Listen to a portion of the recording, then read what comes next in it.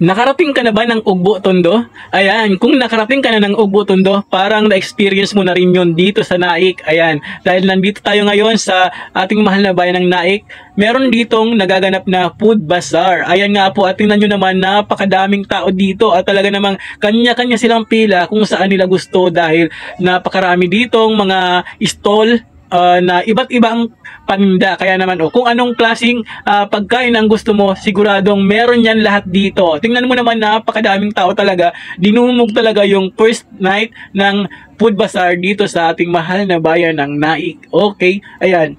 At ipapasyal ko kayo rito, itutur ko kayo at kayo na ang bahala kung alin dyan ang inyong magugustuhan. Ayan. O simulan natin dito. Ayan, ano ba itong niluluto ni Kuya? Rice, tapos merong kasamang kung ano-ano yan, pero mukhang nakakatakam. O, di ba? Sorry, hindi ko tinanong at nahihiya ako magtanong, hindi naman ako bibili dahil alam nyo naman, bawal na talaga sa akin ngayon magkakain. Kaya ayan, hanggang tingin-tingin na lang tayo at share na lang sa inyo. Yan, tingnan nyo naman, nag-enjoy sila dyan, napakarami talagang tao dyan. Mabubusog ka talaga pag nandyan dahil napakaraming pagpipilian yan. Tinapay naman yan, no? O, di ba, sa mahilig sa tinapay, meron din. At yan naman, binalot daw yan, binalot. O yan, natanong ko si ate at game naman siya magpakuha ng video. So ito, at igagala ko kayo. Ayan, dito naman to sa, ano ba to? Takoyaki. Ayan, busy sila dahil marami nag-o-order din. Dito naman tayo sa isang side. O ano naman tinitinda dito ni ate?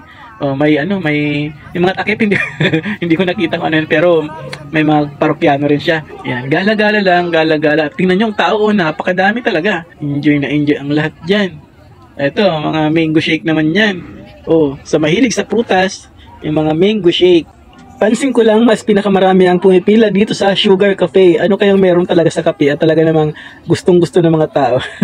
Ayan. Kape is life daw, sabi nga. Ito naman, the Red Burrito Resto. Ayan. Oh. Tapos, ito sa mahilig sa only rice. Oh, ayan, panalo.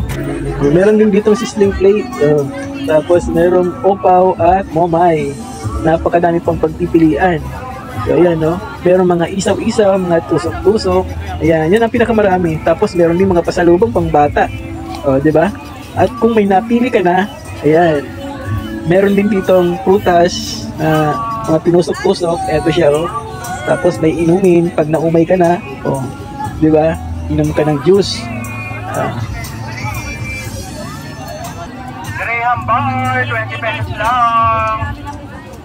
Manggong, 20 pesos rin. At kapag may napili ka na at nakapamili ka na, ayan, pwede mo nang dalhin dito. Oh, dahil dito ay napakalawak dito at meron dito mga table na para talaga sa mga bumili at magsisikay. Magpo-food trip, ika nga, ayan, oh. Di ba ang lawak, oh. Tapos ang nakakatuwa pa dyan, meron pang libreng banda. Oh, syempre hindi ko po pwedeng iparinig kasi baka tayo makopyright. Pwede bang makopyright sa ganyan? Live naman.